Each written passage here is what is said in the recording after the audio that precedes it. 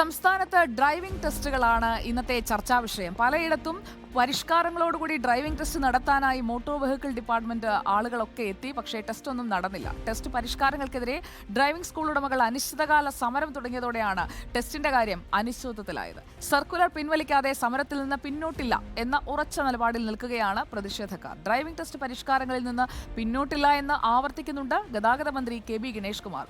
Driving school ഉടമകൾ നിസ്സഹകരിച്ചാൽ വാടകയ്ക്ക് സ്ഥലമെടുത്ത് സർക്കാർ ടെസ്റ്റ് നടത്തുമെന്നാണ് മന്ത്രിയുടെ വെല്ലുവിളി. പ്രതിഷേധത്തിന് പിന്നിൽ മലപ്പുറം മാഫിയയാണെന്ന ഗണേഷ് കുമാറിന്റെ പരാമർശം വിവാദത്തിലാവുകയും ചെയ്തു. എന്തൊക്കെയാണ് സംഭവിച്ചത് നോക്കാം. രാവിലെ 7 മണിയോടെ തന്നെ മലപ്പുറത്ത് ഡ്രൈവിംഗ് ടെസ്റ്റ് നടക്കുന്ന ഗ്രൗണ്ടിലേക്ക് പ്രതിഷേധക്കാർ എത്തിയിരുന്നു. ഇത്തരത്തിൽ ഒരു തരത്തിലും ടെസ്റ്റ് നടത്താൻ അനുവദിക്കില്ല എന്ന് തന്നെയായിരുന്നു സമരക്കാരുടെ നിലപാട്. പിന്നീട് ഏറെ സമയം കഴിഞ്ഞതിന് ശേഷമാണ് മോട്ടോർ വെഹിക്കിൾ ഡിപ്പാർട്ട്മെന്റ് ഉദ്യോഗസ്ഥരടക്കമുള്ളവർ എത്തിയത്. പക്ഷേ ഉദ്യോഗസ്ഥർ എത്തി ഒരു ഭാഗത്ത് മാറിയിരിക്കുക എന്നതിനപ്പുറത്തേക്ക് അപേക്ഷകർ ആരും എത്താത്തത് കൊണ്ട് തന്നെ പൂർണ്ണമായി ഇന്ന് ടെസ്റ്റ് നടക്കാത്തൊരു സാഹചര്യമാണ് ഉണ്ടായത്. നമ്മളോടൊപ്പം ഡ്രൈവിംഗ് സ്കൂൾ എന്താണ് ഇത്തരത്തിൽ പ്രതിഷേധമായി വരാൻ കാരണം?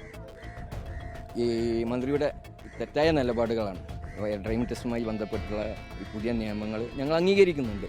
എന്നാൽ സൗകര്യങ്ങൾ ഞങ്ങൾ ഏർപ്പെടുത്തണം എന്ന് പറയുമ്പോൾ അത് കുറച്ച് പ്രയാസമുണ്ട്. അതുകൊണ്ടാണ് ഞങ്ങൾ അതുപോലെ തന്നെ സ്ലോട്ട് 180 ആളുകൾ ടെസ്റ്റ് നടത്തുന്ന ഈ ഗ്രൗണ്ടിൽ ഇന്ന് അവർ പറയുന്നത് 20 പേരുകൾക്ക് 20 ആൾക്ക് മാത്രമേ ടെസ്റ്റ് നടത്താനുള്ള അനുവാദം കൊള്ളൂ എന്നുള്ളത്. ഇപ്പോൾ കോഴിക്കോട് ചേവായിലുള്ളത് സർക്കാരിൻ്റെ ഉടമസ്ഥയിലുള്ള ടെസ്റ്റിംഗ് ഗ്രൗണ്ടാണ്. ഇവിടെ നമുക്ക് കാണാം റാമ്പ് അടക്കമുള്ള എല്ലാ സൗകര്യങ്ങളും ഇവിടെ നേരത്തെ തന്നെ ഉള്ളത് തന്നെയാണ്. പക്ഷേ ഈ സൗകര്യങ്ങളൊന്നും ഇപ്പോൾ വിനിയോഗിക്കുന്നില്ല എന്നുള്ളത് മറ്റൊരു കാര്യം തന്നെയാണ്.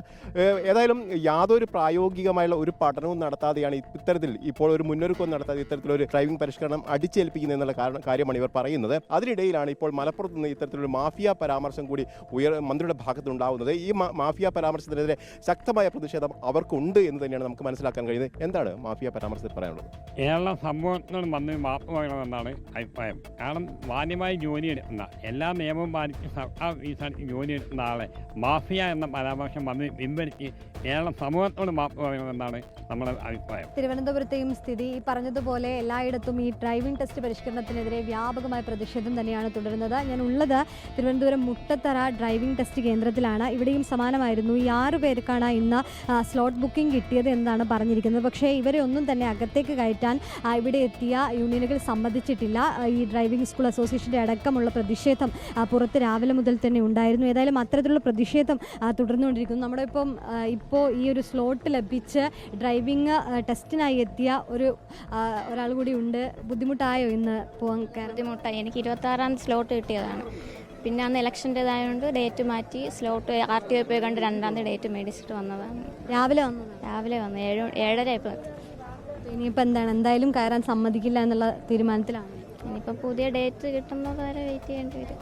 എറണാകുളത്തും ഡ്രൈവിംഗ് സ്കൂൾ ഉടമകൾ ഡ്രൈവിംഗ് ടെസ്റ്റ് ബഹിഷ്കരിക്കുകയാണ്. ഈ പുതിയ പരിഷ്കരണം അംഗീകരിക്കാൻ കഴിയില്ല എന്നൊരു നിലപാടിൽ തന്നെയാണ് ഇവരുള്ളത്. രാവിലെ 7 മണിയോട് കൂടി തന്നെ ഡ്രൈവിംഗ് സ്കൂൾ ഉടമകളടക്കം ഇവിടെ എത്തിയിരുന്നു.